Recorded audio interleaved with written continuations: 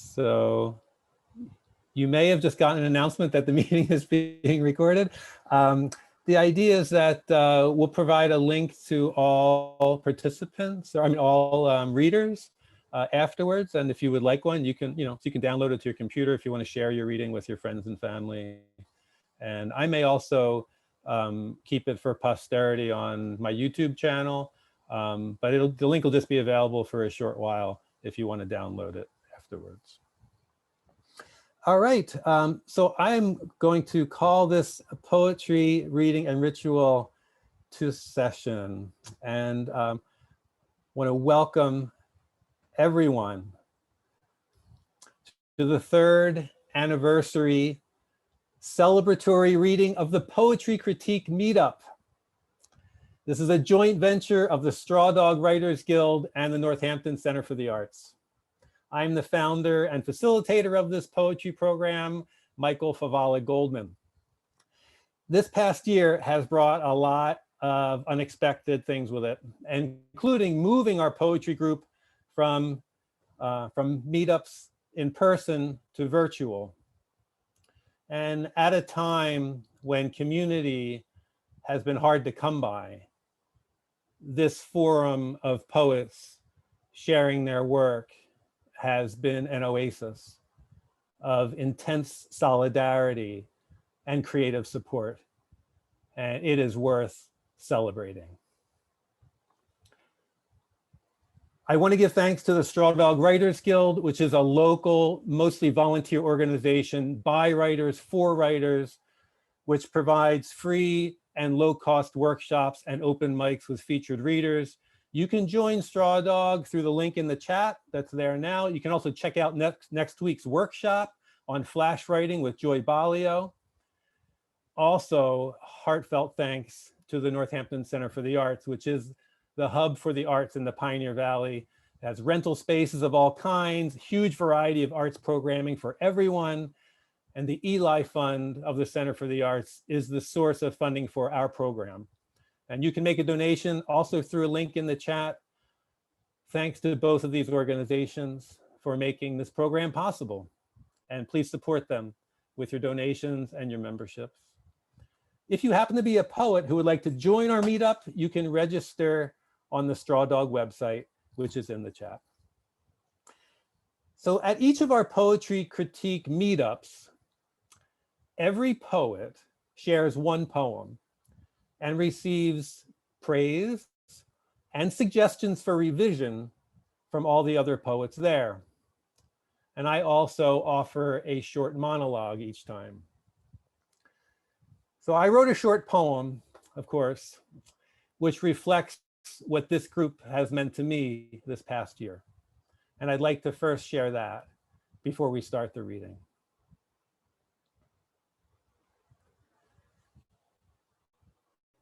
The moment in the virtual poetry group when I am no longer in control. A poet has shared a new poem, and another poet is responding to the poet and to the poem, offering a couple of suggestions, which my left brain is barely registering because my right brain is perceiving it all as love, pervading the 5G, the Wi-Fi, the inside of my clothing, and the hair on the back of my neck. I observe as the next poet offers a couple of completely different comments in exactly the same emotional vein. And it's obvious we have struck it rich. Everyone on this video call is no longer a face in a square or a poet seeking. We have solved the challenges of form and content. Thank you. So now on to our reading. We have 19 poets tonight. Each of them will read 5 minutes simply by unmuting themselves after I introduce them. Everyone else, please keep yourself muted at all times. Feel free to make judicious use of the chat by writing comments and reactions in between the readings to reduce pop-up distractions. Also, check the chat periodically for links to poets' websites and books you may want to explore. And use SpeakerView for best results. You may want to go on SpeakerView now if you have not done that yet. Now on to our poets.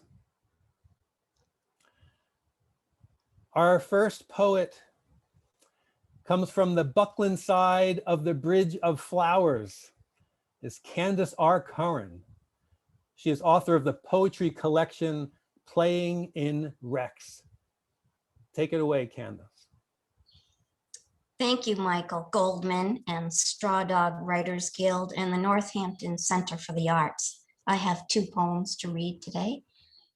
Cinematic Field Song, where 2 straddle upright, the mechanics of hold tight, on the choke and throb of a motorcycle's rattle-trap getaway into sundown, leaving fence-sitting felines whipping their wired tails, and a blue tick's bugle to match the steady pulse of squatting crickets, a keening in the buzzcut of field corn.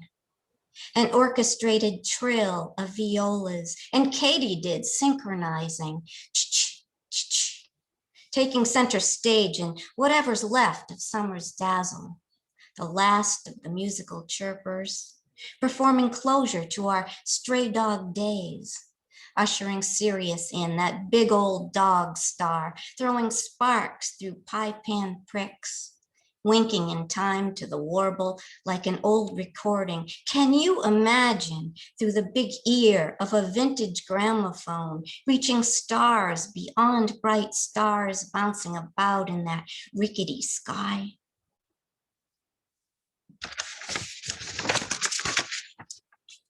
My second poem is titled Pandemic Blues Hound. She stays in 4 days, 5, doesn't bathe, doesn't do a little this, a little that. She stays inside safe until he turns her insides out to walk a ghost dog and stagger back home to sleeping in dirty sheets and crooked blankets she can't straighten out, not now anyway. So she stays till a sunny day comes and she can walk the dog's remembrance home again, drink and eat something. Face rooms filled with her dog hair and shadows, the slow dance of sorrows in the cradle, their arms. Thank you.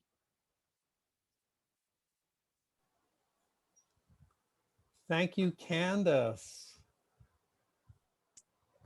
Thank you, Candace. I think we found our next beat poet of Massachusetts.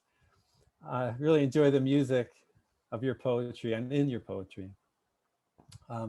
Our next poet is David Ferland, who in addition to being a writer, he teaches orientation and mobility to people who are blind. He's also serving as our tech support for this event tonight. Thanks so much, David, for helping make this reading happen. So please give him an extra warm welcome from East Hampton, Mass, David Ferland. Thank you so much, Michael. This is a poem of last summer. Dear Brett, I don't want to go out for lunch. I know the weather's great, but disrobed for summer, America cannot hide the ravages. Grotesque fractures, never set right, easily re-break, breasts sucked dry, deflated, sagging cocks and bags, real arousal but a dream. Drip of comfort, seeking convenience, seeking ease, cough and sneeze of cash and want. Brett, your instincts are good. It is time to get back out there, connect, circulate, spend lest we clot. But I remember how things are. Barb and Zoe and Mom and Uncle Frick and Grammy Laura and Senator Richmond and Justice Judgman and NFL owners, Napoleonic cops and plain officer Krupkes, all the fat, thin spenders and addicts and drinkers of Fireball and Bombay Sapphire, online porn stars and their intense clawed gapers, Mick Jagger and the lady who wrote Eat, Pray, Love, and His Highness the Baby, and the tech bros who made click prisons. I cede the world to them. Of course, I miss you when I stay in mine, but not too much. And who's to say which is real and which is fantasy? It's backwards, Brett. So go out and eat falafel in the park named for U.S. Grant. Send back a status report when you can.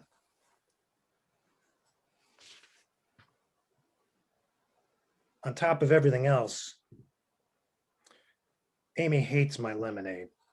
Not sweet enough. Plus it leaves grit in her mouth, which makes sense because I got the lemons from the street left behind by last year's lemon storms. The plow blocked our drive with a thick bank of pulp. I strained my back under the drippy weight.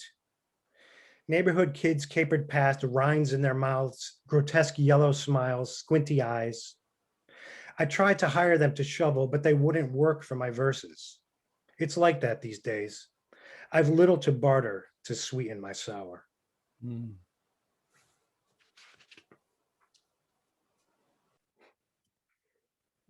Into Death Valley. Ascent. Exxon Casino Coin Convenience Shower, Beatty, Nevada behind, drive the desert road west into California, rattle over cattle guard, national park land, 70 miles an hour, straight and straight, straighter still, ribbon road narrows to thread, disappears into dark folds of the Amargosa Range, reeling me in up to 80. Brown gray basin land turns sage as I climb, road curves into bent elbow cleft, climbs onto sloped mountain shoulder, sky dusk shadows descend, sliver moon dangles, a dip, a climb, a vast glimpse of space, then the sudden summit, daylight pass, below, beyond, beneath, Death Valley, wide, stretches north, south, miles beyond visible tendrils of thrust up Sierra, road to nowhere on the radio, no, just in my head. Pull over, exit car, I hear ringing in my ears, toxic frequency from before, behind, back there. Descent. Back in the car, moment of hanging, like the first drop of a coaster, then down fast into the trough of Mud Canyon. Gravel, pebbles, rocks and rocks, boulders everywhere. Watch the road, not the gloomy buttes to the right, some stronghold of malice, but fly past, insignificant lone car, Death Valley dunes resolve in middle distance against Panamint Range, 10 miles away, 2 miles high, twist through narrow lower canyon, then spit out onto the rim of the pan, turn north into low dome hills, 3 miles stop, park, walk up Kit Fox Canyon, desert tabernacle, setting sun on rock and spires, melon, orange, purple umber, 20-degree drop, Mojave winter, lone rock, smack dab center of the wash, sit, watch the night rise, head churning, breath, breathe, breath, slow the slosh, breath, I breathe there still. Thank you.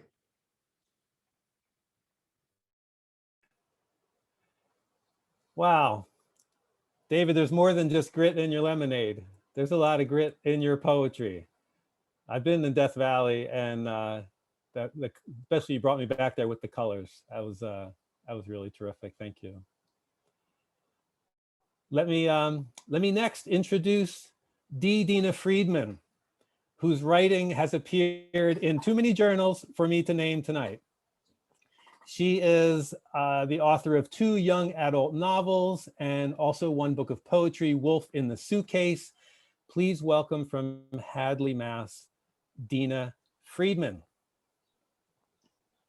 Thanks, Michael. I'm going to read 2 poems that came from my experience going to Matamoros, the border, in February 2020, just before the pandemic. And I found out today that basically it's kind of like Groundhog's Day there, not in Matamoros, but in Reynosa, which is another town on the border. So there's still just a lot of awful things happening, and I just wanted to call attention to that.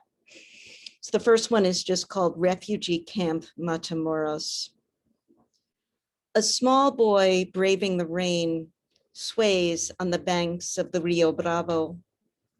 What does he remember of his home in Honduras before the men broke windows, took his sister's doll, his father's heart? Now a doll with a dismembered arm hangs naked on the barbed wire fence. Behind it, people cook tortillas, plátanos, pollo con arroz on small stoves. We balance our bodies on broken chairs with broken Spanish. We piece together the words of the woman who fled threats to kill her son, that boy too close to the edge of the river. There's a church here with books about Jesus, who's white in all the pictures, like the ladies serving on the dinner line. Only the children are smiling. Everyone wants more water. And the next poem is called Valentine's Day. A heart made of paper will wrinkle if you flail it in the wind on a ladder, watching children playing soccer on the other side of a barbed wire fence. When you wave your heart, they'll lift their orange hats like torches, and the guards will tell them you're being paid to hold those silly hearts, like those folks by Liberty taxes costumed in the statue's crown, who flap their arms, waving you in to pay for caging these children. It's Valentine's Day, or it will be when the sun rises. You're holding a heart at an airport in Texas where you wait for the cuffed children to limp onto the plane, which crouches round-nosed, a dolphin with the belly of a shark. When the transport bus lights appear out of fog, you brandish your paper heart, shout, "I love you." Once upon a time, Valentine's Day was about love and pasting hearts on doilies and eating chocolate. You have a chocolate to press into someone's hands. When the bus stops, you press yourself against its grill. By the tinted window, a shadow holds up shackled wrists, fingers curved into the unmistakable shape of a heart. Thank you. Wow, Dina, writing poetry is a commitment to observation. And I just have such admiration for your ability to combine that with your activism. So thank you.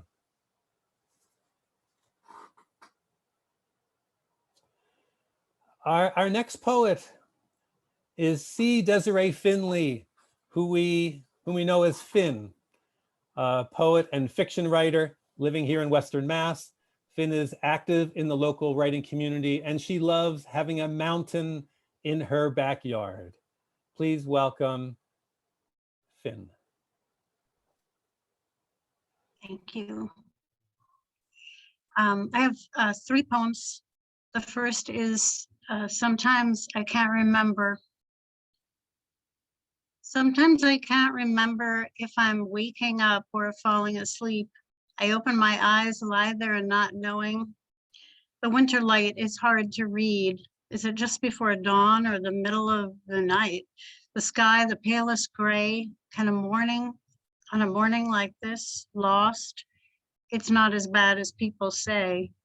The not knowing is a matter of surrender, like a kiss. Like in a snowstorm when you're turned around and don't know where you are. All is white, a blur, you and the beauty. Have things happened or will they occur? I've heard of divers not knowing up from down. I've always been afraid of the underside of water. The wet uncertainty. I'm better with light. wind, shadows.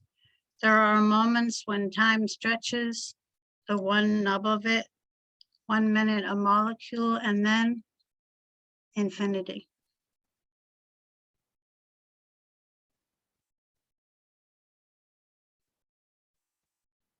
The next is follow the way to nature and her sighs. The grass laid spent, unloosed, the mist as puffs from a pipe. Stand above the river, if you can, wade in. Be the badger in you, the fox, the gopher, and the bear. The clouds come to kiss your hands, you dance and coddle them so. Even sheep on the cold edge of the hill meander by and nod. And all the weary days, the tidbit spots and specks come falling away in blue and green. Even the tintanny does come with their dainty steps, eating your apples and being still. Trust only in the souls of things, where beauty carpets down. Walk on till sleep fills your heavy limbs, till you're bedded down inside. And it's your brow, those other hills. And don't come back for hours and days till all the pent is done, till you've wandered thirst and love away, kissing your cheeks goodbye. The whole of life is met at day within a mountain's sigh. And the last one. I stumble as the evening does, shadows deepening, moments clung, stepping into the flat window of a threshold, wherever darkness hides. There are so many shades of gray. We painted them as art students, laying them out in little squares. I've always loved gray, its pure, smooth company. My cat, the rooms, the afternoon, in pixels after a bright thing, the persistence of it, floating, a cape of soft edges, beyond which I cannot see, but carry inside the shiny tin. Thank you. Wow. Thank you so much, Finn. Your poetry is transporting to wherever you are.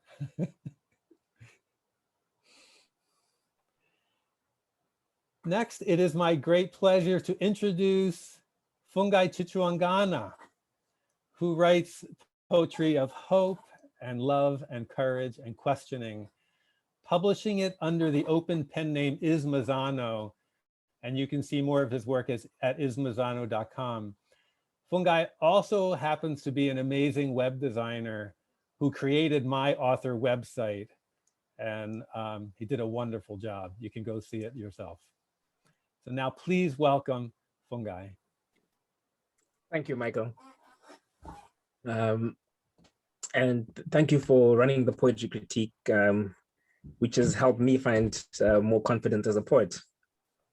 I'm working on a collection of poetry that explores the relationship between technology and relationships, how technology affects and shapes relationships, the things that it can change and the things that it cannot.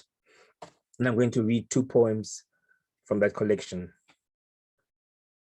The first one is titled Ethical Stalker, If Such a Thing Exists. I first saw her on Google Maps. She was standing next to Starbucks, the one on Felicia Street. Her face was all blurred out, but her poise was sharp, and the bright green denims could not be hidden. I swore I would find her one day. I just needed to drink enough coffee. The shadows were short, so I know it was midday. The leaves were lit up, so I know it was fall. I am there every morning from September to November. They know my name now. I bring my own mug. It's good for the planet, but that is not the green that brings me here. Felicia Street Starbucks girl, I am waiting for your afro to come in through that door. If you're out there and reading this, come to my table. Let's share a muffin. It may end with that, or it may begin right there. I saw you on Google Maps. You were obviously happy. Your arms were up and you were spilling foam from your takeaway cup, pouring out positive vibes. I need me some of that and regular sightings of bright green denims.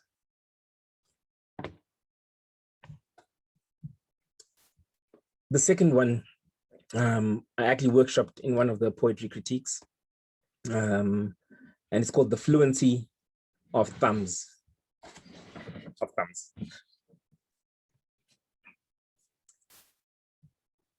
My thumbs say things lips cannot. Give them a screen and they find their fluency. Tap sliding thumbometry into the world. They have a hold on language that befuddles my voice.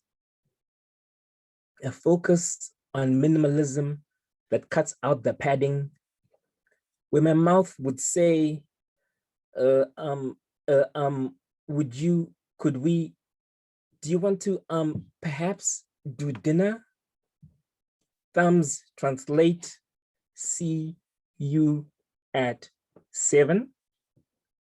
It's efficient, it's straight, it cuts out the beautiful parts. Thank you.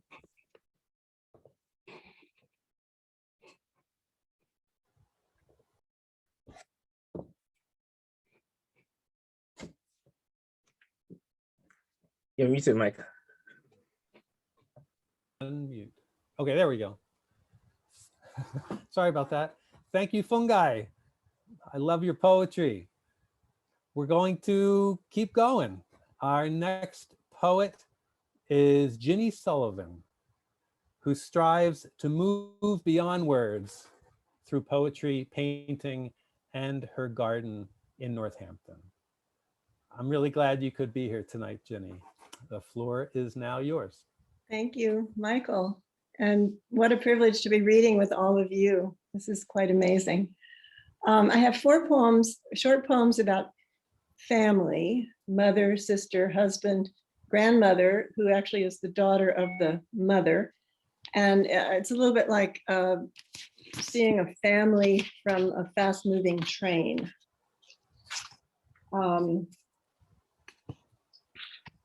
What if I could live in my mother's house without her things, without her here to tell me how to do it when she already has?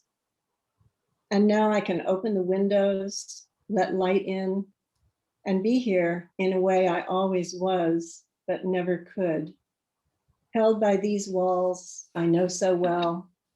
What if I could, without her things, my mother's house inside me, as I once was inside her, each of us now inside the other. The second poem is the sister poem, Deliver Unto Me. My sister and I have secrets, masquerading as money, as love, as too much raw wind on the open plain and too few trees. The wind skims the best soil from the fields, squanders it in silence. Spent of moisture, it collects grain by grain, exhausted in the crannies of our hearts and brains. As children, we were taught to hoard crumbs, compare our collections, want more of what we were told we couldn't have. Sitting together, sifting dust like panning gold, we were fooled by flashes of light, glints of treasure not borne out in the accounting. Why would you lie to me, I ask? There are many reasons, she says. Next one is Reluctant Skipper. What year was it we were flying before the wind, heading into Gorda Sound, and you forward, but looking back at me?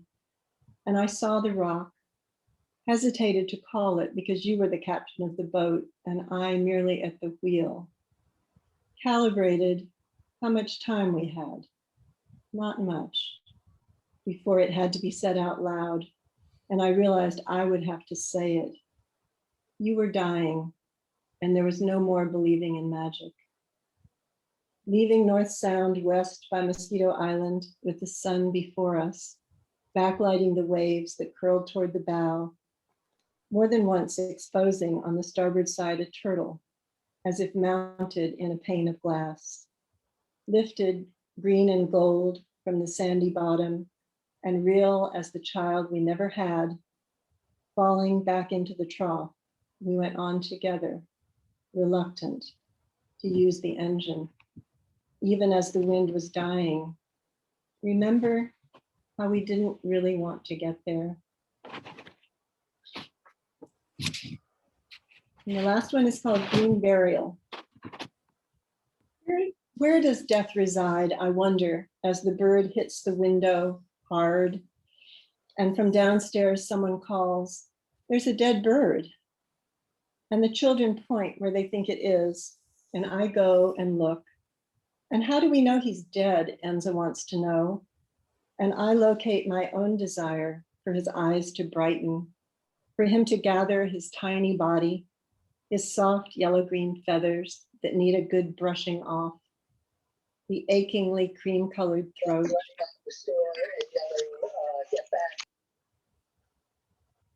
A jet black crown like the crew cut of a service cadet, and get back onto those curled and crippled looking gray-pink feet and back to the business of life. There's a dead bird, they call to their father coming up the walk, and he pulls out his phone to ID it with a name, which I supply. He's a flycatcher. A flycatcher, he confirms, clicks off the screen and walks away. Don't touch him, their mother warns. And I ask for a shovel to carry him, to bury him. And the children want to know why. Why would we do that? And I want to say, because he's not nothing. And we wrap him tenderly in a paper towel, and Enza offers her blue hair ribbon, grosgrain with polka dots, ironed just today. And we tie a bow and dig a hole in the flower bed where yesterday we planted asters.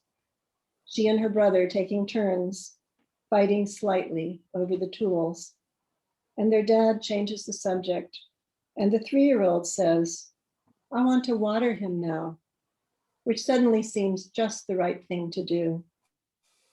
You run, darling, get the water. Give him a good long drink. Thank you.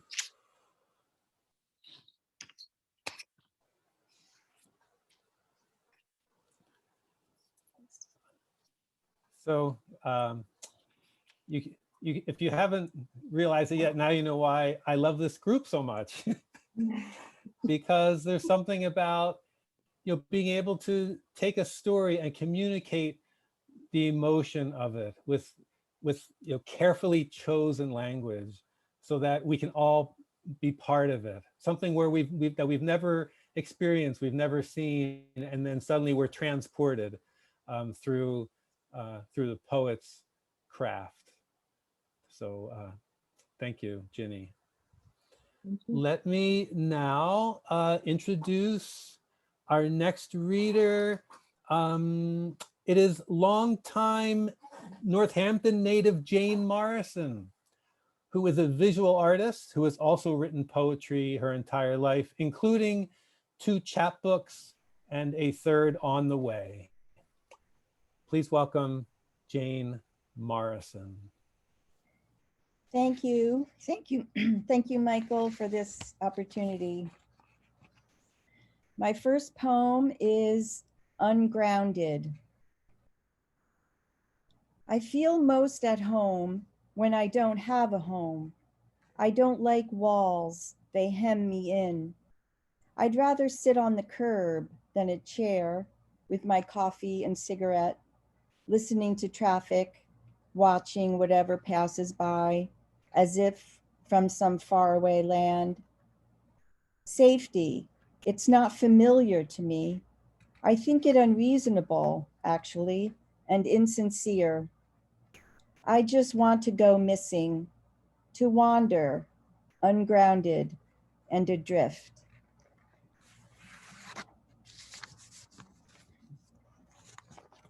Second one is called Salt. I ache for the sea, the smell of salt, the burning sun on my skin, the blessed waves offering shells upon the shore. I want to go back. I never liked land, never knew how I got there. I am undone, mermaid, dolphin, shark, floating backwards, aching for the taste, the smell of salt.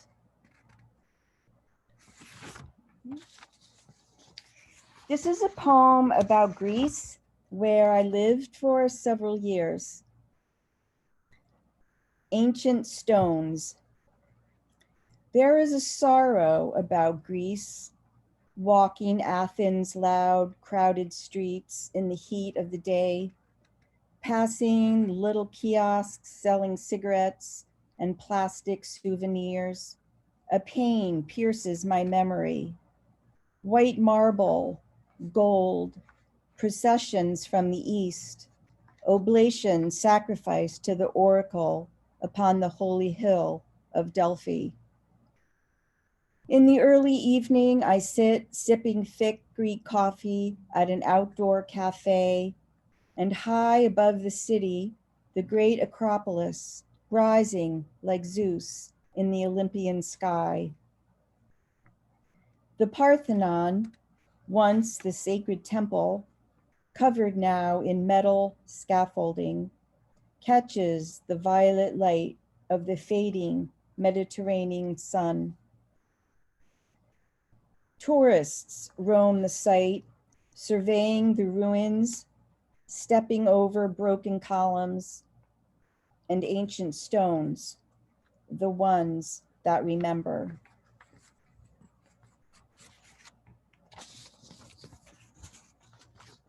And the last one is called The Maintenance Man. It's more of a prose poem. However, have you ever met a person who makes you feel like everything is okay? His name was Dave, the maintenance man. He worked in my building. I ran into him now and then. I looked for him because he made me happy. He fixed things and mopped floors, bent over with back pain. We had that in common. We laughed a lot, but I don't remember about what. His balding head, my balding head, we had that in common too. But his eyes, sparkles of blue, were all his own. There were other maintenance men in the building also. They were friendly, but kept their distance. It was the professional way to be. One day, they were gathered in the parking lot. As I walked to my car, Dave's white truck came flying around the corner. He leaned out the window, waving and calling my name, Jane, Jane. Hi, Dave, I called back, my voice too loud and too happy in the serious air. I wondered what the other men were thinking, probably that we were having an affair, but we weren't. We were just two people, adults, I suppose, who wanted to hold hands and skip to the playground. We had that in common. Thank you. Great reading, Jane. Wonderful job. And left me with a smile on my face. Okay, let me now introduce our next poet. It is freelance writer and editor Jayne Pearl, who has authored, co-authored, or ghostwritten over 20 books, including her recent Dog Days of Summer, Fun with Cliches, which is the first in her series of children's cliche books. Take it away, Jayne Pearl. Thank you, Michael, for this lovely introduction, but even more so for the inspiration to turn what was just a little throwaway poem, a string of cliches that I threw together trying to complete the 30 poems in 30 days. And it now is a self-published little book. And I'm gonna try to hold up the pictures so you can see. The illustrations are from my friend's granddaughter's husband, Matt Bevilacqua, who is just amazing. So I'll read this to you. It was those dog days of summer when the early bird got the worm, that a barrel full of monkeys and all the busy beavers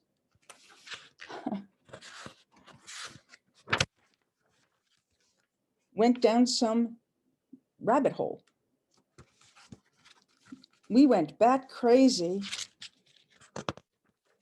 trying to find horses of a different color and a wolf in sheep's clothing. That was the bee's knees. There were no birds in hand, so we checked the bushes. Sure enough, we found two. But while we were herding cats, a straw broke a camel's back. Finally, we got all our ducks in order and found the elephant in the room. Sorry, it was a little awkward. I was hoping I could share the screen, but that didn't work for today. So thank you, Michael. And I'm going to read just a few other short poems. The first one is Negative Space. Those sweet spots surrounding contours, negative space is not nothing. It hides images within, like profiles between candlesticks.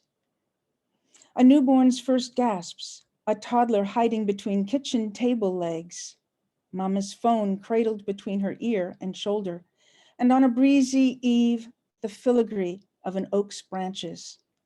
Negative space dares us to spot the unexpected expansiveness everywhere.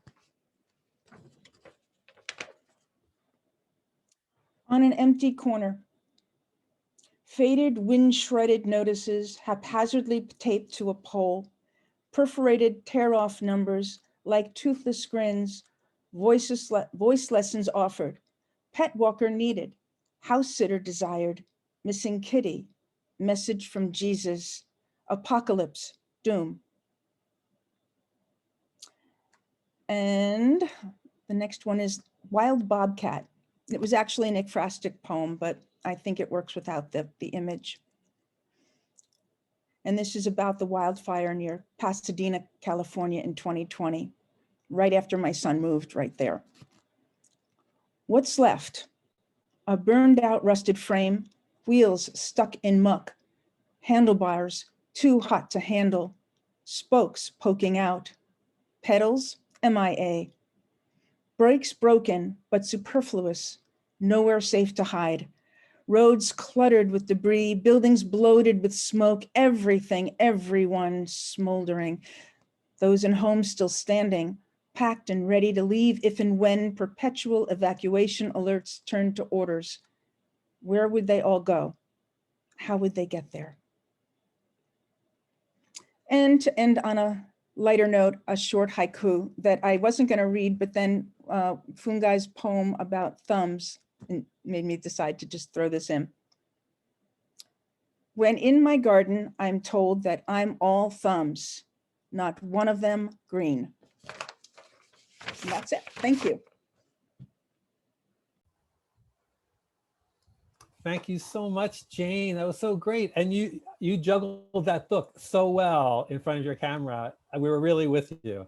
And you might want to put a link to that book in the chat. At least some people were interested in wondering how they could get a hold of it. So do that.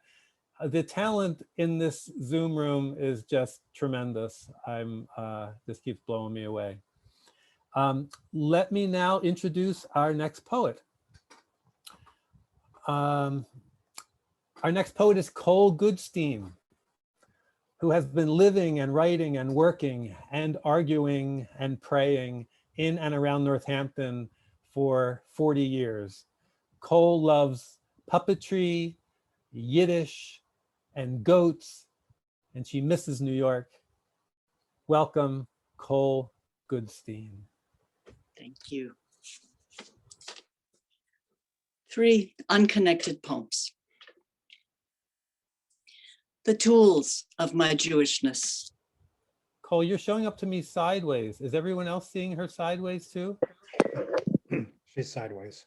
Is that better? Oh, that is, yes, that is so much better. yeah. Okay, I will mute myself again. You look great now. The tools of my Jewishness. This relentless mind, my father's. This embarrassed heart, my mother's. This love of prayer, her mother's, though she prayed on her knees, rosary in hand. This stubborn wish to make things right, my grandfather, Label, Louis, the butcher, who left packages of meat on the doorsteps of the poor. This terrible rigidity, Rocco, the patriarch, my mother's father, who died before I was born. This gesture of the hands when candles are lit, Nana, Chava in Warsaw, Eva in Brooklyn, Evelyn, when she moved up in the world to Queens.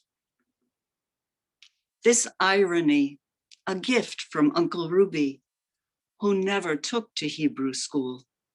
The teacher hit us, he said, with a stick this big. This matzah cover from Aunt Stella's attic, stained and hemmed with fringe, these dog tags embossed with my father's name and the letter H, so his remains would be handled in the Hebrew manner. This silver dollar from my grandfather's hand for finding the afikomen. This siddur, its cover fallen off, my uncle's name written on the back. My entire inheritance, my Yerusha, broken book, secondhand menorah, coins from another century, mementos of war. This is from an article about Shiro's Hangout Cafe in District Pradesh. If you are thirsty in Agra, Madhu Kashyap will serve you chai. If you are hungry, Rukaya Khatun will bring pakora to your table. Today she smiles.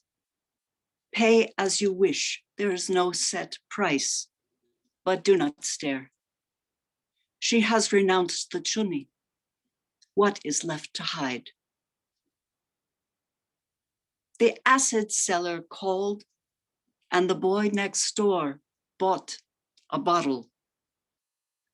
What else is a man to do when he has declared his love and a foolish girl has spurned him? In the photograph before, she wears a dress of cyan. The sleeves are translucent, as if water poured over her. Pradip lived next door. He was 27. She was 14, a student, a doctor someday. She did not like his grabbing and the kissing. Nah, she told him, no, nahin.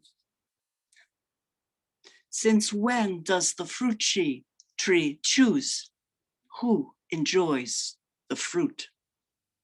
There will be no other suitors. If you are visiting the Taj, be sure to allow time to come to the cafe for a bite to eat. The reviews are nearly 5 stars. You won't even wonder about the waitress's original faces.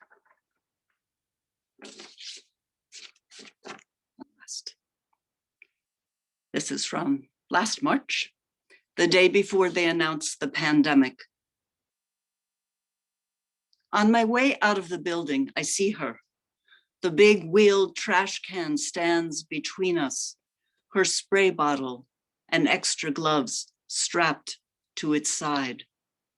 It is nearly as tall as she is. She is wiping down the door handles without gloves, as always, every night from 6 until 1 a.m. Every surface. I have forgotten half her name. The ending means beautiful, sweet in Moldavan. Anna, I say, how are you? This is a crazy time. No? She disagrees. Today is like this. Tomorrow, like that. Always, it's change. Is peace. Is good. Have job. Is good to work. Yes, I say, there is no war here. There is still food on the shelves in the stores. Yes, is bread. I am glad. Is work. Is peace. Good evening.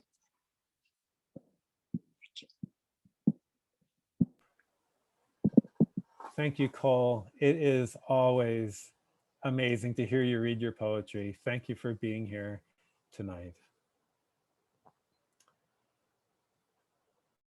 Our next poet is Lanette Sweeney, whose first poetry collection is What I Should Have Said, a poetry memoir about losing a child to addiction. And her book is available for pre-order from Finishing Line Press. It will be out in late July. Congratulations, Lanette.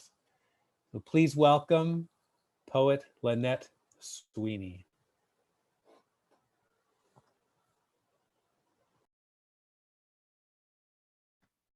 Hi, everybody. Michael, thank you so much for gathering us together for those encouraging critiques you gave us, and tonight to give us an opportunity to share our work.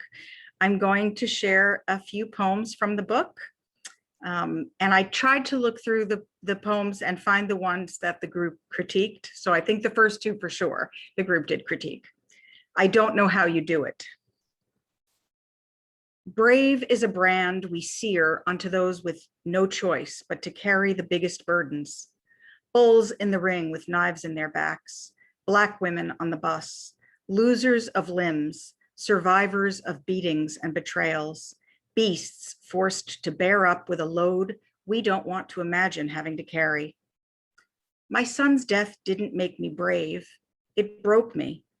Those who praise my strength seem to be slyly critiquing my grief performance.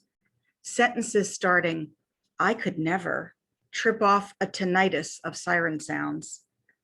Sometimes I wish I could wear a mark to show the extent of the damage, scars to prove how twisted and charred standing in the fire left me.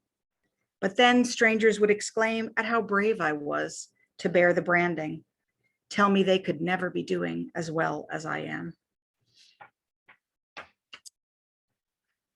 I think Michael said the full name of the book says what the book is about, but the book is about my son who died of an overdose at age 26, and it includes poems by him. And I wanted to read just one of those. This is Without You by him, by Kyle Fisher-Hertz. He was 24 when he wrote this. Without you, I'm so lonely, but when I'm with you, I'm alone.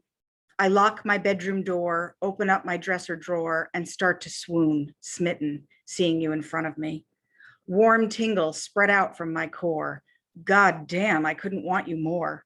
Who wouldn't want to be alone with you for company? You just please me, I just let you. Selfishness does not upset you. If you could talk to me, you'd whisper, please abuse me. Everyone tells me to forget you, And some days my mind is set to, but your voice echoes through my head. Come back and use me. Will you destroy me? Maybe, but you're not the problem, baby. The issue's something else I've tried to cover. It's not you, it's me. I'm sure a whore like you can see. My problem is I'm such a selfish lover. And then this is a poem about my son called Pressure Resistant.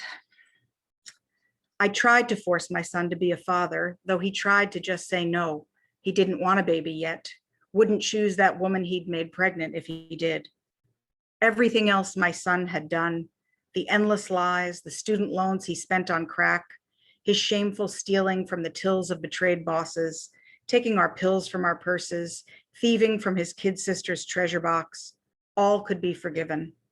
We never doubted he'd turn it around, leave us all relieved those terrible years were behind us. But his baby, his failure to father, was a boulder he couldn't sail around.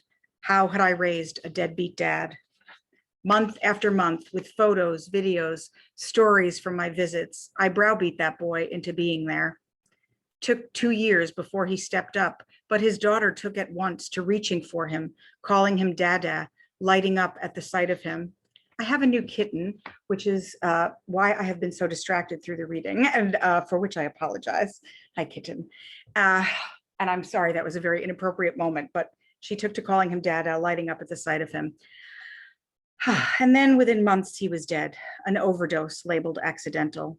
He didn't make it through a single Christmas, missed every birthday his daughter will ever have. Turns out I couldn't force him to be a father after all. And I just have to say, actually, I realized as I started reading this poem that it is before the critiques and the changes I made. So you will have to get the book to see. It's cut almost in half. It's much shorter than that.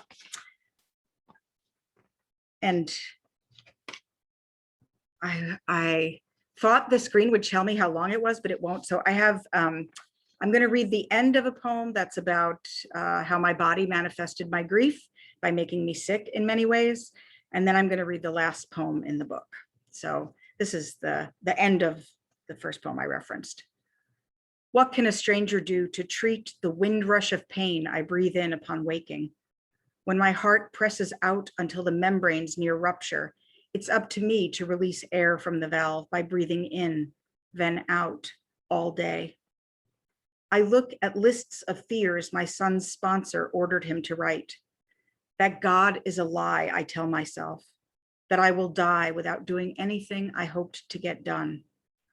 And I resolve to write a list of hopes instead, just as soon as hope comes back to me. And a friend of mine who read through the book said, you mentioned that list of hopes, but there's no list of hopes. So now the last poem in the book is List of Hopes. And that is what I will read you. And Michael, you're acknowledged in the book where I acknowledge the many wonderful women and one wonderful man who helped me by reading through the manuscript. Oh, I'm so sorry that Kitten really wants to say hello to everybody. List of hopes. I didn't believe after my son died that I could ever hope for anything again. Yet I now have more hope than when I was consumed by terror over what new way he'd find to hurt himself. I hope my granddaughter is allowed back into our loving embrace before she's grown. I hope the children created by my son's sperm donations, 4 who know me so far, carry forward the best of him. I hope my daughter continues to inspire children and activists and us, her wildly proud parents. I hope my wife and I celebrate many joyous anniversaries, despite the shadow of sorrow my son's death cast over us. And I hope this book finds its way into your hopeless hands just when you need it most. I think I should always have a kitten with me when I'm reading from this book. Thank you all for listening. Thank you so much, Lanette. You are really an example of how through art we can use our struggles for support and for others and healing for ourselves. And please put the link to your book in the chat when you get it, if the kitten will let you. So next poet comes to us from her home in Portland, Oregon. We are really lucky to have with us tonight Linda Jo Reinhard, who began writing poetry regularly when the pandemic started as a way to cope with it and to document these times. Please welcome Linda Jo. Thank you, Michael. And thank you all for being here today. It's a real honor to be amongst you all. And I appreciate the help that you've given me with the poems that I'll read today. I'll begin with a poem that I wrote after Oregon's devastating wildfires last summer. Resurrection. 12 days after the Labor Day windstorm sparked a firestorm with tinder dry timber, 12 hours after the thunderstorm flushed ash of ancient rainforest out of the sky, the heavens reopen in earnest. Silver spears of rain scrambled by blustery gusts gush over gutters, torrents rush into rivers. In the naked forests, singed soils repel rain, risk flash floods and landslides. The slow labor of rebirth begins. This next poem looks at methodical interactions of animals and people with their environments. Working the turf. Starlings assemble in the grass, prod the sod with sharp bills, pick over every square inch. Loner with headphones paces outdoor spaces, probes for misplaced metal, uncovers coins and collectibles. Eagles and gulls surveil mudflats at low tide, swoop from high roosts, find fine dining. Can collectors comb neighborhoods, lift lids on recycling bins, scavenge ahead of garbage trucks. Dogs dawdle at trees and hydrants, decipher encrypted messages, declare terrain. Police patrol parks, walk beat beneath bridges, sweep homeless camps, working the turf. I'll finish with a poem I wrote the day the jury delivered its verdicts in the trial of Derek Chauvin. As a content warning, this poem contains depictions of violence during protests. Power lines from Minneapolis to Portland. 11 hours of deliberation is plenty to draw conclusions after 11 months of demonstrations, broken hearts, broken windows, night after night in city streets. Police line up in riot gear, show up for a showdown downtown, drums beating, bodies beaten, flashbangs explode, crowds disperse, coughing, choking, blinded by tear gas, despite Geneva ban. Pedestrians snatched into unmarked vans. Helicopters hover. Protesters occupy city parks. Run-amok motorists crosses divider lines, targets pedestrians. Dog whistle to vigilantes provokes posturing in parks, guns drawn. Downtown businesses board up.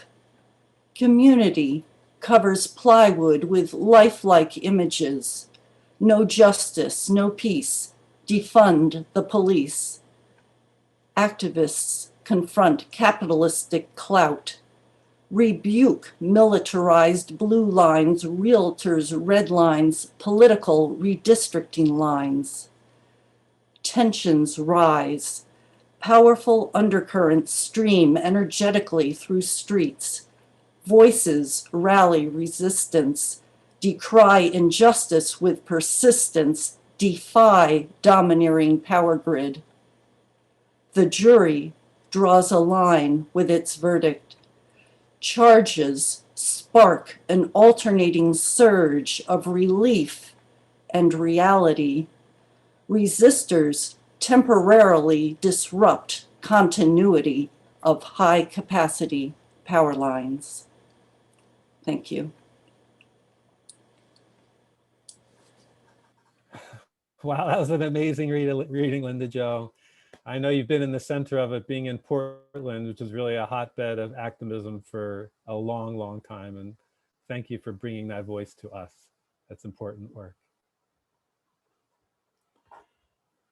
Let me, we just have about five, I think maybe 5 poets left this evening.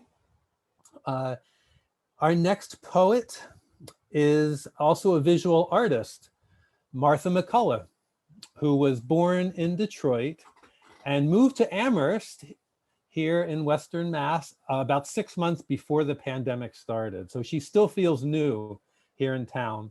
So please make her feel welcome, Martha McCollough.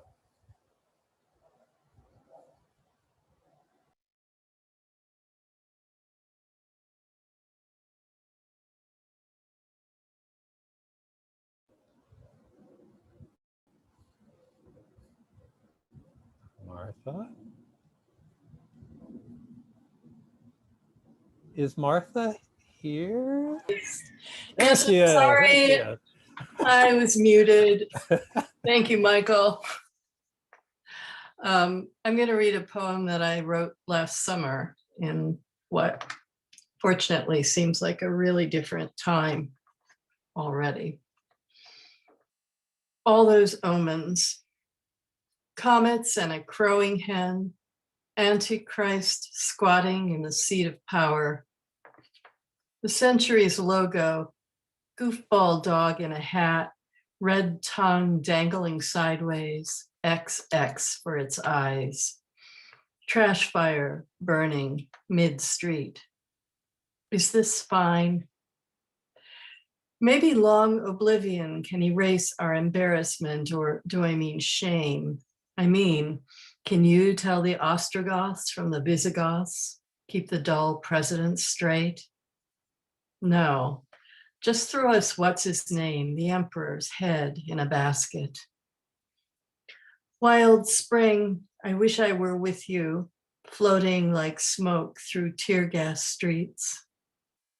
You said, as the dream of every cliche is to enter a poem, so the dream of every lie is to slither into history.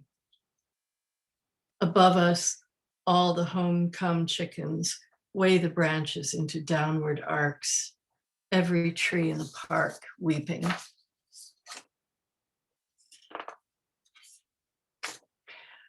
This is called Many Worlds Theory. In the garden, the ranunculus you pick or don't pick doubles its twisty green curl and soft rosette. There are so many better versions of you, prettier, took care of their nails or sunblock, smarter, angelic even, and also a flip book of monsters. One or more are eaten by a bear or bears. One is a forger. One loves a good conspiracy. Each is a leaf shivering on the tree of yourself, as many as the grains of sand along as many Ganges as there are grains of sand along, sorry, I mean to say a complex rows of alt.us exiled in the instant of becoming, all looking back down the long, long fall of double and vanish. This is a poem I brought to the critique group last week. If time is a dimension like space, is everything still here somewhere? I can say the words sand, wavelet, soft chill, but I've lost the hour of waiting in the lake's margin. I can still hear my grandmother, though, saying, I might be pretty someday. Oh, slings, oh, arrows. Where, when is the golden age? Under the green lichened branches of the maple tree and the drift of pollen on the table, before we were born, or now, but elsewhere. This might be the age of suffering. For animals, hell. The gods are fighting the demigods who want their infinity pools and vanity rocket ships. They're excellent plastic surgeons. Everything real at once. That's how it is. And then I have a couple of short witchy poems. This is called Few Clocks and None That Work. I prefer to tell time by bird clock or scolding crow, morning, gray-green, late day golden, but the infernal machine still ticks. I stop counting, suddenly at least 1,000. Some kind of immortal witch. My unruly familiars out hunting all night long. Decay of romantic sensibility, more necromantic now. The mirror plays pranks. Deep in the glass, something appears, terrifies for an instant, is gone. I might be that ghost. And this is called Trash Witch. Sneaking the woods by last light to sift all you don't want. Hope you burnt the shreds of your haircut. In her kitchen, a little doll wrapped in a scrap of your suit. Thank you.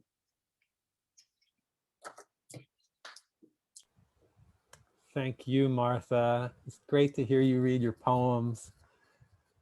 I'm going to now introduce our next poet. A recent MFA grad of Vermont College of Fine Arts. Our next poet is an educator, a writer, and activist from Amherst, Mass, where she lives with her wife and 2 children. Please welcome Mary Warren Foulk. Take it away, Mary. Thank you, Michael. Thank you for this evening and also for your critique meetups. These past few months, they've been such a source of nurturance and inspiration. They've been such a haven, and I'm very grateful for all your lessons and feedback. And I want to thank my classmates too for their kindness and their care and their wisdom. It's been a joy and honor to learn with and from you, and I'm looking forward to future collaborations. I'm going to read the title poem from my chapbook, which is forthcoming from Dancing Girl Press, late summer, early fall. It's called If I Could Write You a Happier Ending, and it's a linked series of 6 short poems. They're dedicated to my older brother, Stephen, and his memory.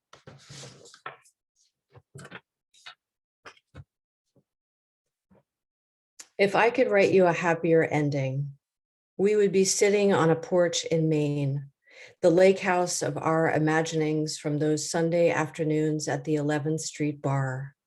Grandmother's antique rockers timed to orange Sebago ripples, toasts of Chardonnay to our mother, who loved us as best she could.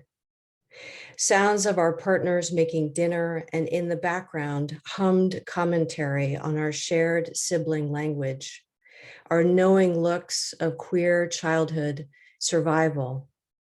My children begging for an uncle's story, not the one dissolving slowly in its silver frame. If I could write you a happier ending, the story would be alive in its silver frame, smiling for my camera, the beautiful boy, free to be the right kind of boy, to be the right kind of man, a marching queen shawled by rainbows and a lover's tender hands. Gone the days of urgent cocks in graffitied stalls, bar shadows of nameless numbers who never called, a closet that swallowed you whole, then cremation's fire, then mute dirt. Your heart attack at 40, these attacks your heart, just 40. If I could write you a happier ending, your heart, just 40, beginning to break open to a lover's moaned reassurance of your worth, to graze in the dimpled light, map of your every angled cartography of skin, horizon of sheets. This horizon, my squinting eyes search any compass point to return to after your death. My own body crawling towards that blue black. If I could write you a happier ending, crawling towards that blue black, it is morning or night. The planes did not strike. Our father dazzled still by Sebago's lake light. Our mother dancing slowly to her shrines, gentle men gone. These word temples of love, your hand in mine, mine in Allison's, Allison's in our children's, we walk again together along the unknowable horizon. If I could write you a happier ending, the horizon unknowable, yet your identity known, no coming out, no regret, no letters of explanation inked with shame and midnight's kneeling, no streaked guilt, no hiding in empty closets, no need, no passing, travel without fear, no tensed shoulders, dropping of hands, language unrecognizable, my roommate, my friend, no either or, just both and, alive, not dead, alive. If I could write you a happier ending, not dead, alive, we would have finished our beers and the last drags of cigarettes, waved goodbye to Sierra, the bartender who laughed at our Sunday reveries, then wandered down 11th in search of pasta and other queers. That one I would fuck. That one I would marry. Our little game, those evenings under Manhattan streetlight, I love yous. Indelible collection, our ceaseless salvation of Sundays. Thank you.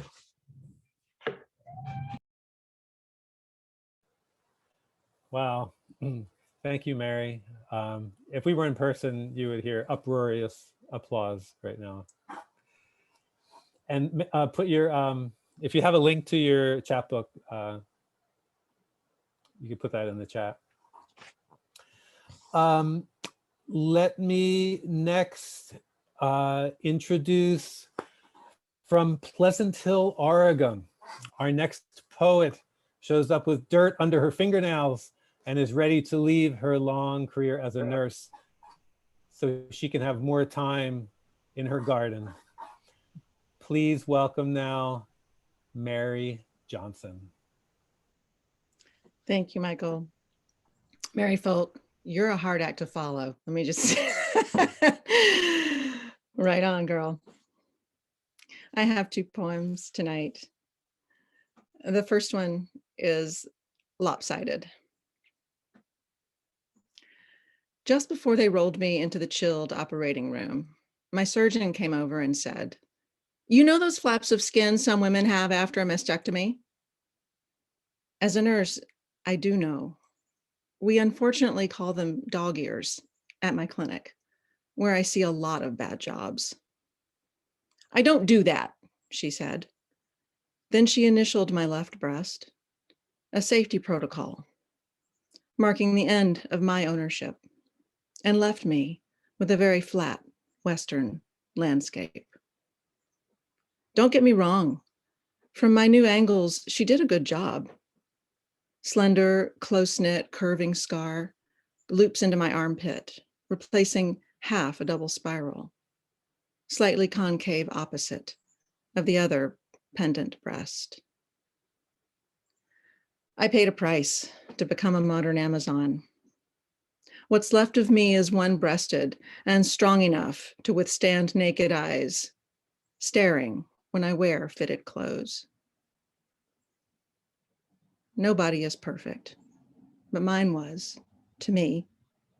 Long fingers, lithe ankles, wild hair. Still, my wide smile hides cavities. My shirt conceals harsh terrain.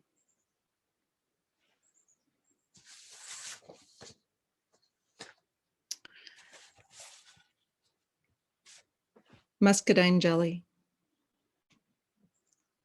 Mama was a forager, a digger, a picker. She loved plants, especially wild ones nobody lets you pluck now from their endangered habitats. Her favorite was Lady Slipper Orchid from the banks of the Black Warrior River. Little fat white shoes fit for a fairy. From Papa's small boat, she would scrutinize the shoreline, slowly gliding us to a halt when she spied her tiny quarry. Her father took her on walks and taught her the plant names. She didn't take me on walks, but had me weed her fern and rock gardens, which only taught me how adults use kids to do the dirty work. Once I was out of her house, the plants began talking to me. A complete download. My hands knew exactly what to do when a houseplant needed repotting or a garden needed sowing. I learned the plant names myself, the living Latin, the unfurling alchemical magic of naming. Mama passed it on to me when I wasn't looking. Unexpected osmosis during long, sweltering summer car rides to walk through yet another botanical garden, cooling Papa's rarely contained anger and my own hot, childish impatience.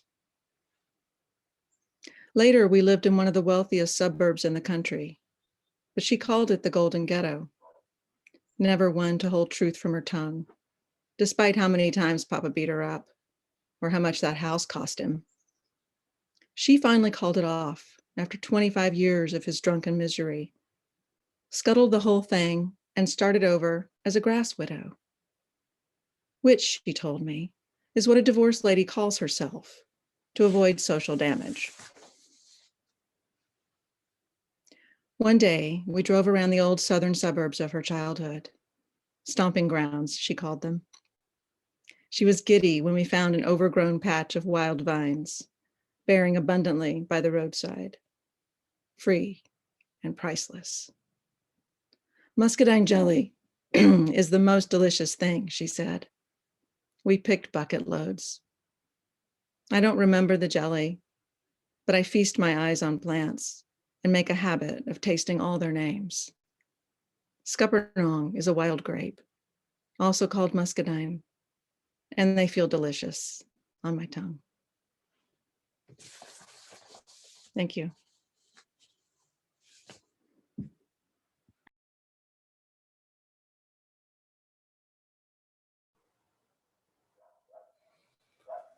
Wow. Am I frozen? Can you hear me okay? Yeah, you're okay. I'm okay again? Okay. I was getting a note that my connection was unstable. Mary, you can follow anybody. That was an amazing reading. Thank you for being here.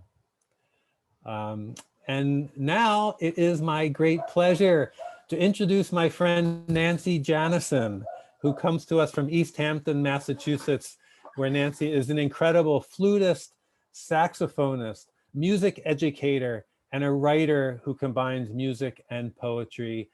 Please welcome Nancy Janoson. Thank you, Michael. Oh, do I get to appear in the? Yeah, you're there. You're on stage there. You are on. Speaker, and I just see me up there. Okay, never mind. It's new to me. This is all new to me, except musically. Thank you. I'm terrified right now. I'm going to read 4 very short poems. The first one I worked on with Michael's group. Thank you, Michael, for inspiring.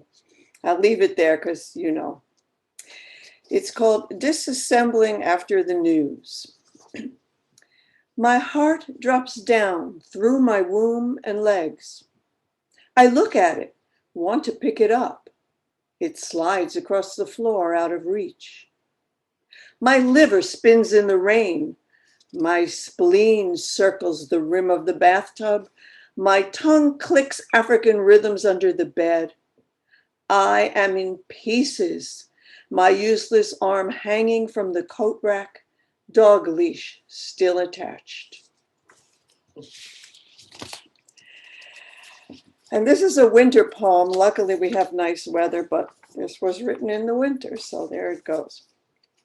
February 20th. Blanketed in my lover's gentle breathing, 2 white Maltese lure me from a technicolored dream. Dogs harnessed, hat and mask in place, ears still unfocused, I head out into a silent world. Sun's rays convert frosted ground into iridescent jewels. Trees are gods and goddesses, limbs frozen in supplication. A once monochrome world pulses bright with prisms.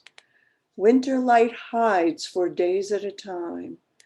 But on those mornings when it radiates on new snow, glorious.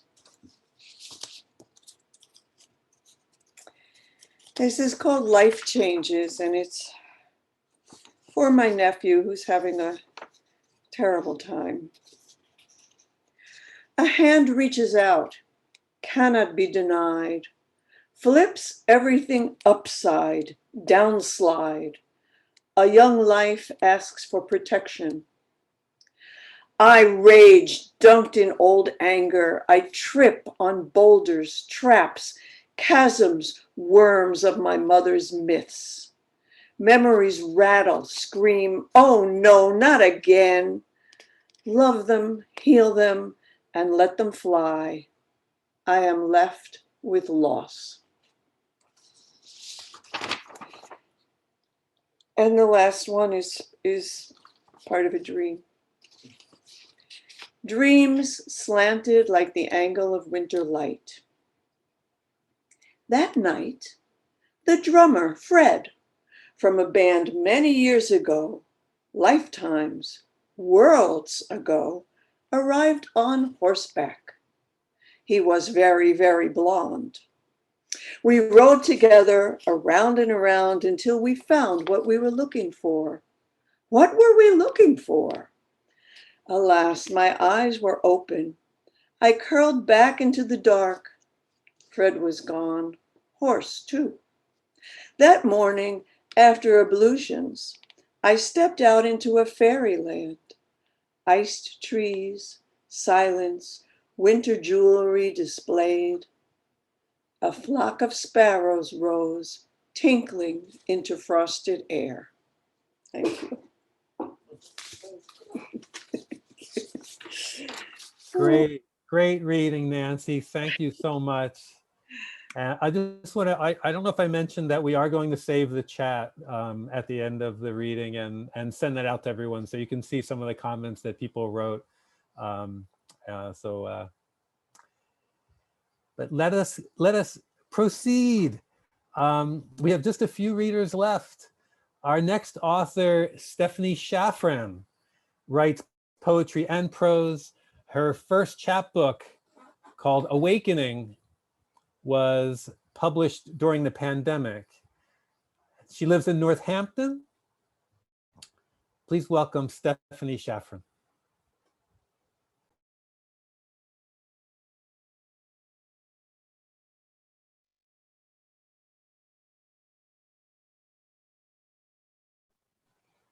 Are you there, Stephanie? Are you muted? Yes, so sorry. Thank you so much, Michael, for inviting me to participate in this reading. And my gratitude goes to you and to all the participants in the critique meetups that I joined, whose encouragement and wise suggestions have brought forth this selection of revised poems that I'm going to read to you tonight. The first poem is now titled Scattershot, and it begins with an epigraph by Naomi Shahid Nye. Before you know kindness as the deepest thing inside, you must know sorrow as the other deepest thing. You listen. I whisper the words. I didn't mean to use my tongue as a hammer just now. If only I'd learned to breathe in kindness as a girl, deafen my ears to those shrill insults she hurled at my father. Instead, I cried myself to sleep, mumbled muffled words of prayer. Please make her stop pummeling. Please protect him. Breathing was scattershot. Survival, its only resolve. The next poem is now titled Melancholy, and it appears in my chapbook with the title Spring in a much condensed version. Melancholy. Daring to miss the school bus, she races back up the driveway's length. Are those her footsteps on the stairs? Kneeling by my bed, she searches my half-lidded eyes. Mom, spring's coming. That flaming red bird, your favorite. I saw it. A cardinal flew by me just now. My lips betray me, refuse to camouflage my grimace as a smile. Raising my head from the pillow, I reach my hand across the blanket. Thank you, honey. Now go, so you don't miss your bus. And the last poem I'm going to read you is now called Paired Harmony. Cousin Fred comes fiddling into our living room, his country tunes bouncing off his bow. The youngest jumps up, puzzles our stoic faces, her body already in motion. Oh, to hike up a petticoated skirt, curtsy my partner, and together sashay across the room. Instead, one bashful foot taps the rug. Spotting a soprano recorder in Fred's cloth bag, the 12-year-old sprints upstairs to retrieve her own. Whistling notes from its plastic mouthpiece, she returns, duet sheet music under her arm. Fred reaches into his bag, trades fiddle for recorder. Perched side by side on purple velour, instruments raised to lips, they exhale with each note as 20 fingers glide up and down in paired harmony. The youngest pirouettes across the room, her arms sway side to side. When the music stops, I slap one palm hard against the other. Once again, thanks to all the poets and audience members at this reading tonight. Thank you, Stephanie. That was a great reading. I'd love to hear Uncle Fred someday. And I know that Stephanie's chapbook is available at Broadside Books, so you could check it out there. Let me introduce our next author, coming to us from New York State, Tom Caplan. Tom is white, keenly aware of his privilege, and Tom is fueled by daily Zen Buddhist meditation and hikes in the mountains. Please welcome poet Tom Caplan. Thanks, Michael. And Michael and Dave and Straw Dog and Northampton Center for the Arts, thanks for being the midwives of so much poetry now and in the future and in the past. So hi, I'm a poet who's unemployed, who has a bunch of experience teaching in progressive schools and facilitating poetry and theater improv workshops and trainings in equity, diversity, anti-racism, and anti-other isms, all isms. My email is in, I'll put my email in the chat if you want to be in touch with me regarding any of this or poetry. Poem 1, Slept. For this poem, a clam bake is when you smoke pot in a car with all the windows closed or in the enclosed bed of a pickup truck. Slept. On rocks in a slender, scary nook on the US border. In the way, way south, in a bashed out house through the darkest, most humid night. behind bushes in Tennessee, 100 feet from a viaduct with a huge spray painted swastika as cars creep by, their headlights flashing on my stainless steel cooking pan. In a bed, matching my mom's bed, 5 hours away, where she dwindles in her, sorry, God, didn't get a call all day. Okay, I'm gonna turn this off. Moving right along, sorry. In a bed, matching my mom's bed, 5 hours away, where she dwindles in her dementia. On a hard, dark wooden bench at Union Station number 6 subway platform, with Bella Abzug, with Beyonce, mostly alone from 1992 to 2016. Clam baking in the enclosed bed of a small red pickup with Zan. Under Jerry Garcia, because he asked me if I wanted to ball, but no, just kidding, because I said no. In Nizendo, on top of wall-to-wall zabutons, lusting for another meditator during a retreat. On a small blanket on top of 600,000 bone-dry squirrel skulls in a freight car creeping across Texas. In a loft, losing my virginity to Aileen while 2 dead mice in a white Chinese food container below are eaten by 2,000 maggots. On an Alp in a sling with a $2,700 sleeping bag rated for 70 to 90 degrees below zero. Shivering, sweating, and pregnant under and against the Berlin Wall the night before it fell. White, foolish, and culpable on the first slave trading ship that will land on the west coast of Africa before dawn. With my plan all set to shoot and kill President Lincoln tomorrow night at the Ford's Theater. 70 cells big in a test tube in the demilitarized zone between North and South Korea. Only trying beneath tall men with machine guns inches from my face at the border of Belfast, Ireland. In a tent in a storm in Alaska, missing a pole and suffering a bear all night long.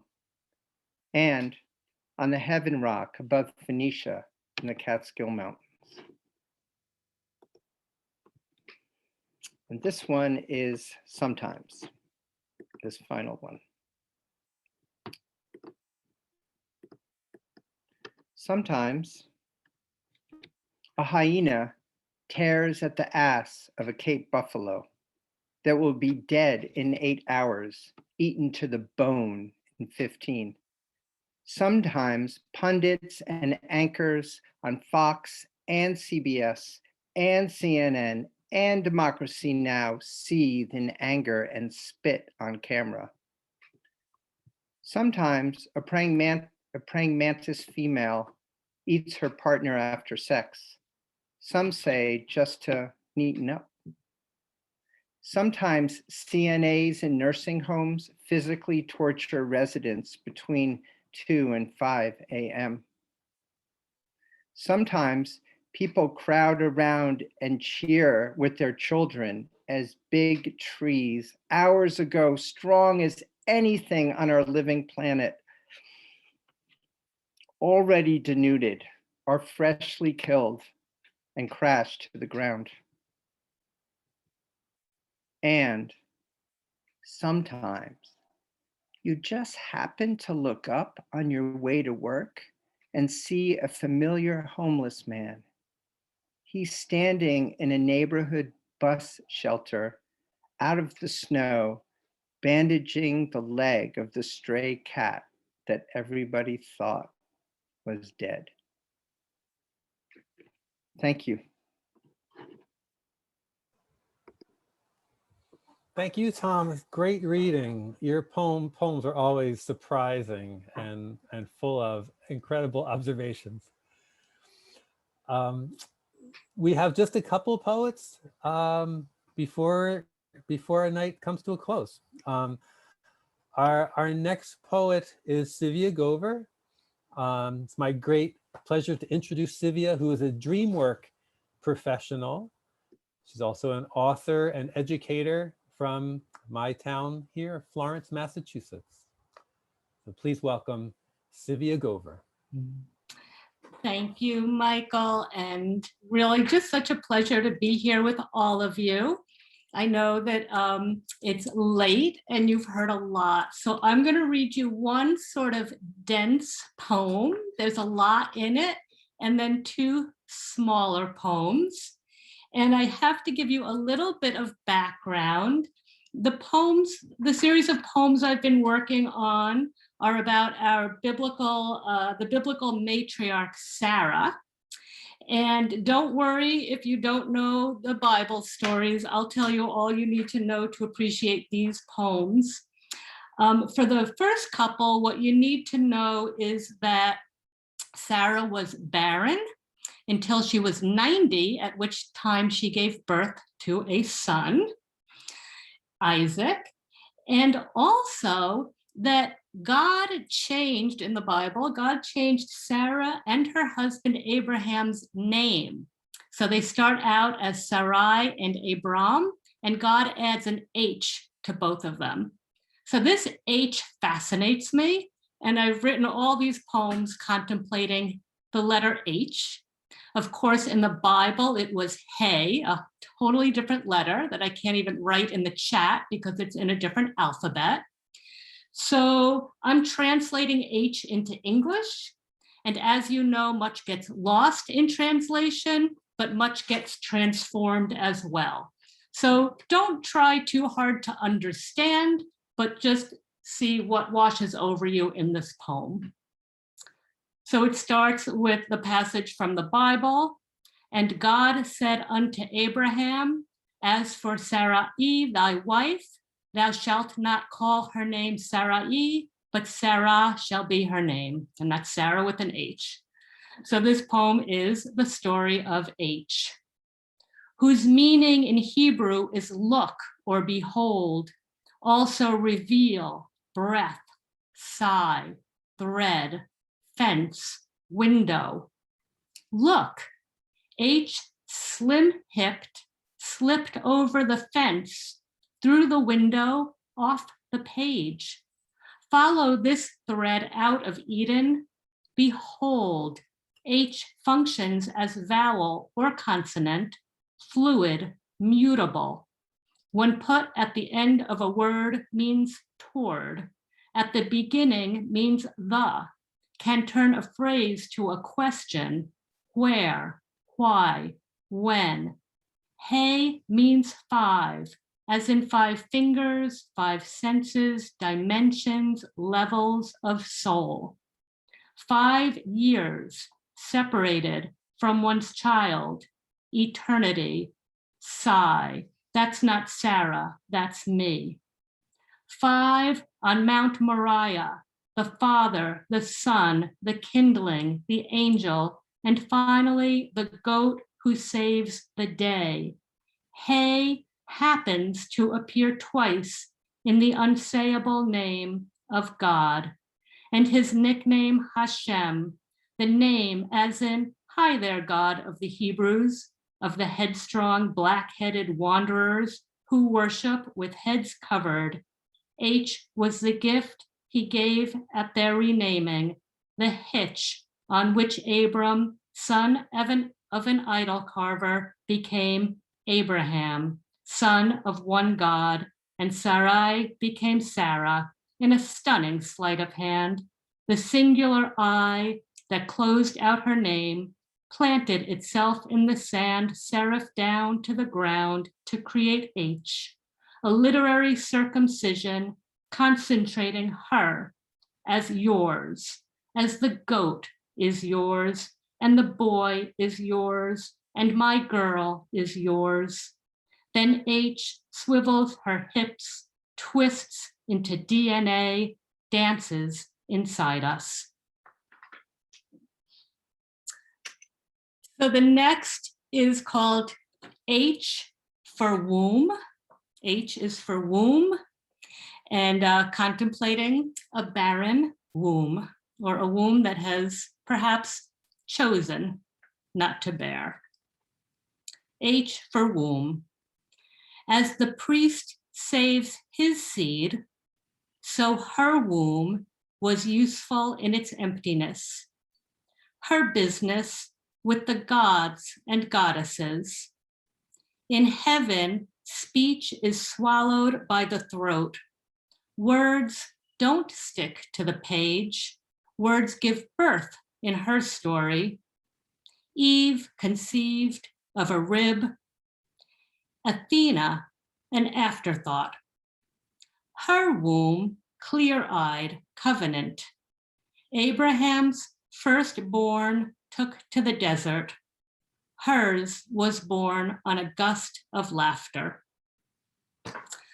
So I'm going to close out with one last poem for Hagar. And Hagar was the mother of Ishmael, Abraham's first son, because Sarah was so long in getting pregnant. Abraham was given a maidservant named Hagar, and she gave birth to Ishmael, who was cast out of the family into the desert, and he became the forefather of Islam. This poem is called Missing H. It's for Hagar, and it's constructed only from words in Genesis that begin with H. Hagar, handmaiden, his harem, his hands. He had her heart, had his air. His harsh household hurried her, had heat, have heart. Hagar, he hears, he hands her air. Here, have Hebron, have heaven. His handmaiden, hand her heart. Thank you. That was wonderful, Tzivia. When you said that you have been thinking a lot about H, you were not kidding. So, so Burleigh, I just want to check if you could just give me a thumbs up. Are you ready to go? Yes. You are, great. Okay, then we will continue. This is our last poet of the evening, and it's Burleigh Mutén. Her poetry has appeared in several anthologies, including Straw Dogs, Compass Roads, also in Meat for Tea, the Valley Review, also the CDC Poetry Project, and the I Am Still Waiting series from Silver Birch Press. So please welcome our final reader of the evening, Burleigh Mutén. Thank you, Michael. In honor of Father's Day, I'd like to read 3 poems about some fathers that I've known. The Right Place. What is the meaning of truth, asks my friend's father as we eat supper. This is my first time at their house. The unfamiliar sweet smell of red sauce and pasta rising from my plate silences the shyness I feel at home, and the words, "Truth is a father who asks questions," flow out of my mouth like the jubilant last line of a song we all know. Everyone laughs with approval. The father's face looks like sunlight on a Saturday afternoon. What is the meaning of beauty? He then asked, still looking my way.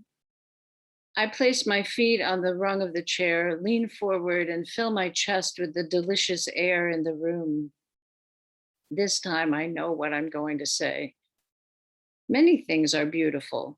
Big snowflakes, baby's fingers and toes, my doll Debbie's ruby red lips, riding my bike down a hill, standing up on the pedals, the way some words sound when they're said in a hurry, and contractions, especially o'clock and 'twas.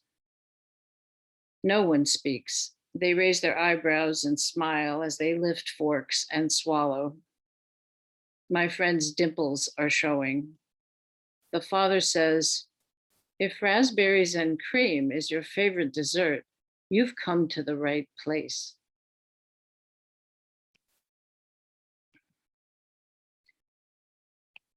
This poem is called Two Ex-Husbands and My Son-in-Law's Father, a graduation story.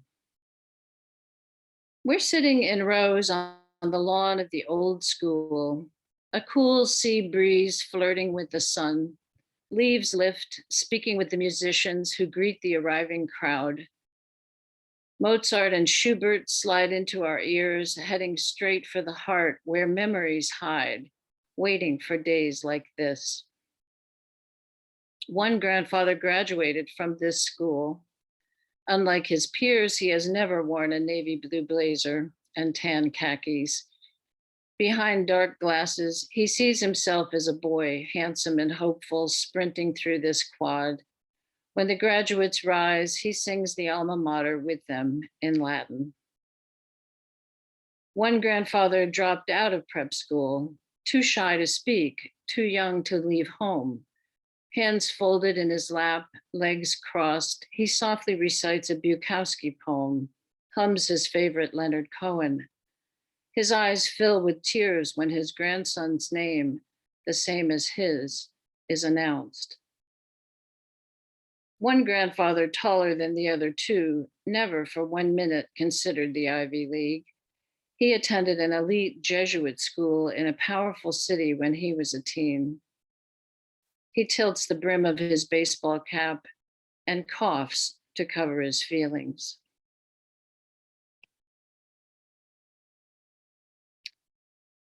This last poem is called Car Magic.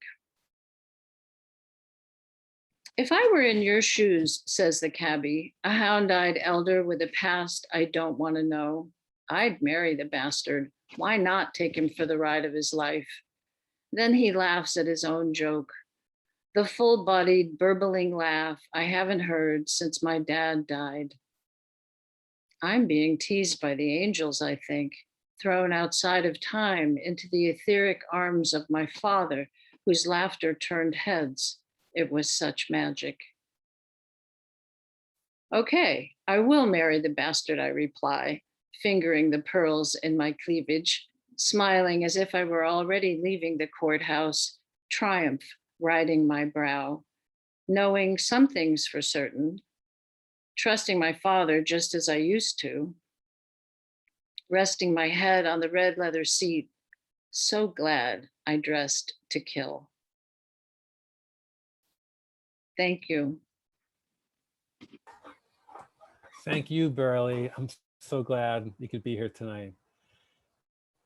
As I said before, I mean, just the amount of talent in this Zoom room is really amazing. And you now, I mean, if you haven't before, you get a sense of why I'm so grateful to be part of this group and to be in space with, in community with all these poets each month. And not only do you write great poems, you present them so wonderfully. Everybody did such a great job. So this program came because of the Eli Fund from the Center for the Arts, which is named in honor of a young Northampton, in the memory of a young Northampton writer. And the woman who started the fund is here with us tonight. That's Dorothy Nemitz Todd. So, so Dorothy, I want to turn it over to you so you could say a few words. Thank you. It's actually just Dorothy Nemitz, but I do have some Todds here to say hello.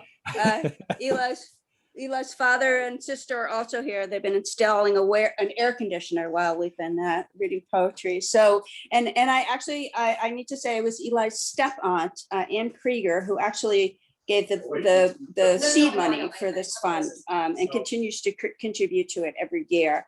And we're delighted that it's ongoing, that there's so many participants. It's wonderful to see you all and to hear your poetry. And it's always just, it's meant a lot to us to know that you come together and we feel Eli's spirit in your words. And yeah, it's just really a beautiful thing. And I want to thank Michael for leading this group. I've actually never participated. I'm not a poet myself. I've never, participated in any way in it. So it's really meaningful to me, to all of us to see it. So I'm going to read a short poem of Eli's. He was really more of a fiction writer than a poet, but he did leave behind a body of works of poetry. And this was, as far as I can tell, this was probably written when he was about 17. And I don't normally do this, so bear with me. Hours passed like minutes, and we woke up in the rose bushes, covered in scratches, but none deep enough to draw blood. We disentangled ourselves and left and discovered the world. And wasn't it beautiful? Wasn't it ours? We discovered a world without sound, where we couldn't even hear our own voices. Muted, we talked with our hands, let our feet carry us without instruction. We were oppressed by the hollow sunset, which weighed down on us, until we were crushed by the ugly silhouettes of post-autumnal trees, framed unflatteringly against the colorless sky. In the darkness and the silence, we hunted for the rose bush. But in the groping, I lost your hand, and I found myself under the staircase in your father's house, and it was mine. So thank you again. Again, pleasure to see you all, and glad to be able to close out this lovely event this way.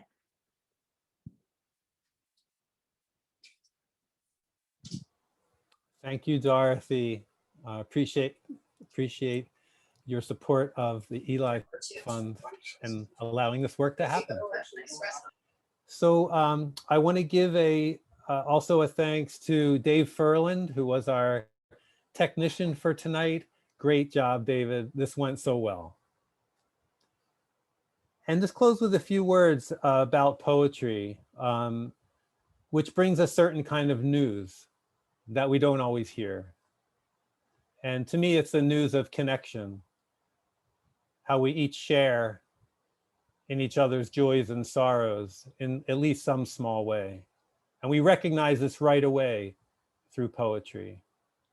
These well-chosen words reach us in a special way. So it's not easy to write a good poem. We've heard a lot of them tonight.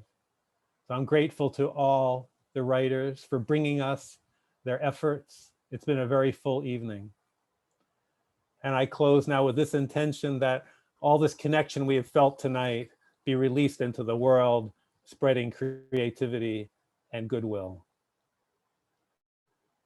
Be well, everyone. Thank you for being here, and good night.